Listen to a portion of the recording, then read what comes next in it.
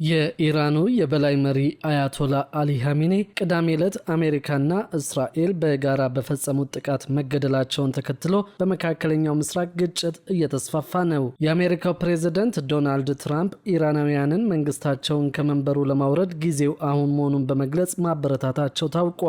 ኢራን በበኩሏ በቀጠና ወደሚገኙ ሀገራት ሚሳኤሎችንና ድሮኖችን ተጠቅማ ጥቃት መፈጸም ጀምራለች። በኢራን ጥቃት ኢላማ ከተደረጉት ሀገራት መካከል እስራኤል፣ ባህሬን፣ ኳታር፣ ዩናይትድ አረብ ኤሚሬትስ፣ ዮርዳኖስ፣ ሳውዲ አረቢያ፣ ቆጵሮስ እና በሆርሙዝ ሰርጥ የሚያልፉ መርከቦች ይገኙባቸዋል። በኢራን መንግስት የሚደገፈው የሊባኖሱ ታጣቂ ሄዝቦላ ጦርነቱን ወደ እስራኤል ሮኬቶችን በማስወንጨፍ መቀላቀሉም ይታወቃል። አሜሪካና እስራኤል በጋራ በመሆን ጥቃት መክፈታቸውን ተከትሎ ከፍተኛ የኢራን ባለስልጣናት እንዲሁም በርካታ ሰላማዊ ዜጎች ተገለዋል።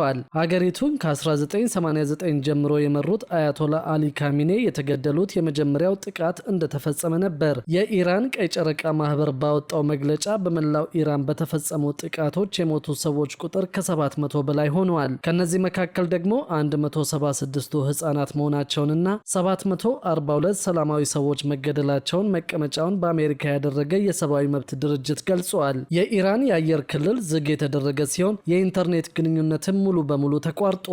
የኢራን ጦር በሙሉ ኃይሉ ከአሜሪካና ከእስራኤል የሚፈጸምበትን ጥቃት እንደሚመክት እየተናገረ ይገኛል። አሜሪካና እስራኤል ከቅዳሜ ዕለት ጀምሮ በሚፈጽሙት ጥቃት ዋና ከተማዋን ጨምሮ የተለያዩ የሀገሪቱ ከተሞችና ተቋማት ኢላማ ተደርገዋል።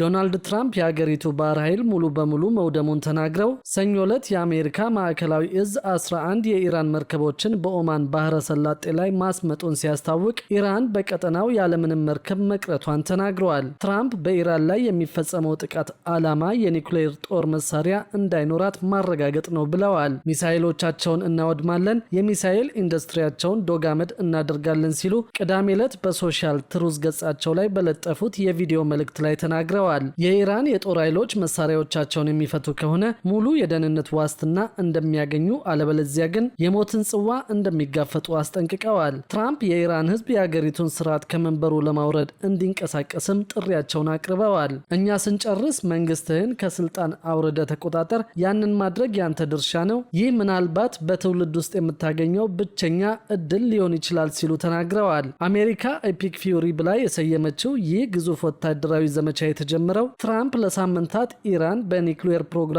ላይ አዲስ ስምምነት ካላደረገች ወታደራዊ እርምጃ እወስዳለሁ እያሉ ከዛቱ በኋላ ነበር።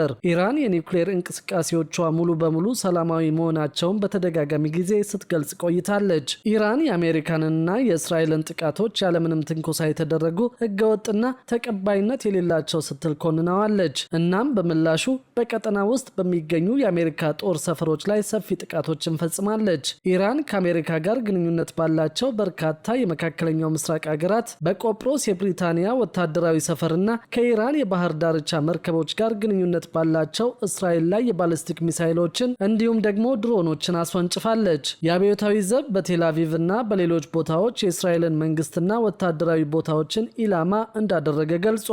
ይህንን ጥቃት ተከትሎ በእስራኤል በቤት ሼሜሽ በሚገኝ የመኖሪያ አካባቢ 9 ሰዎች መሞታቸው ተገልጿል። የአሜሪካ ወታደራዊ ሰፈሮች መገኛ የሆኑት ኳታር፣ ባህሬን፣ ዮርዳኖስ፣ የተባበሩት አረብ ኤሚሬትስ እና ኩዌት ኢላማ ሆነዋል። ኦማንና ሳውዲ አረቢያም ከኢራን ጥቃት አላመለጡም። የአሜሪካ የውጭ ጉዳይ ሚኒስቴር ዜጎቹ በመካከለኛው ምስራቅ ከሚገኙ 14 ሀገራት በአስቸኳይ ለቀው እንዲወጡ አዟል።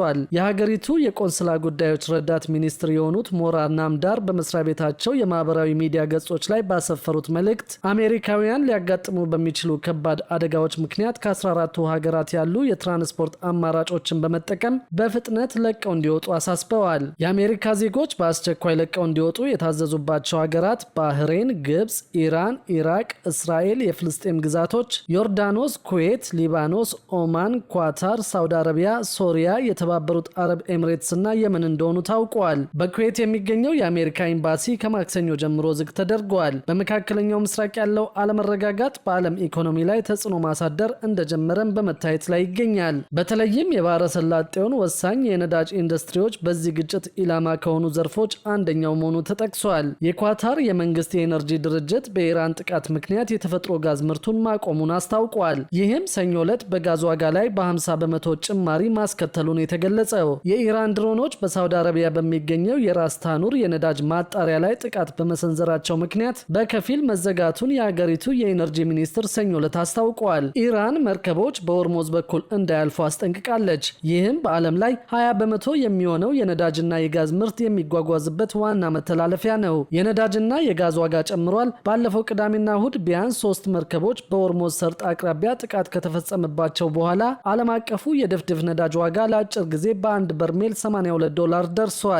ትራምፕ ቅዳሜ ዕለት በኢራን ላይ የሚሰነዘሩት ጥቃቶች ለሳምንት ወይም አስፈላጊ እስከሆነ ድረስ ያለማቋረጥ ይቀጥላሉ ማለታቸው ታውቋል። ከዚያን ጊዜ በኋላ ደግሞ ጦርነቱ ረዘም ላለ ጊዜ ሊካሄድ እንደሚችል ጠቁመዋል። የአሜሪካው ፕሬዝደንት እሁድ ዕለት ለኒውዮርክ ታይምስ እንደተናገሩት ከሆነ አሜሪካና እስራኤል ከ4 እስከ 5 ሳምንታት በተመሳሳይ ስልት ማጥቃታቸውን መቀጠል ይችላሉ። ትራምፕ ሰኞ ዕለት በዋይት ሃውስ ንግግር ሲያደርጉ ከመጀመሪያው ጀምሮ ከ4 እስከ 5 ሳምንታት ገምተናል፣ ነገር ግን ከዚያ በላይ ረዘም ላለ ጊዜ የማካሄድ አቅም አለን ሲሉ ተናግረዋል። አሜሪካ ከተነበየችው ጊዜ በከፍተኛ ደረጃ ቀድማለች ሲሉም አክለዋል። ትራምፕ በኋላ ላይ እንዳሉት አሜሪካ ረዘም ላለ ጊዜ ጦርነት ማካሄድ የሚያስችል የመሳሪያ ክምችት እንዳላትም ነው የገለጹት።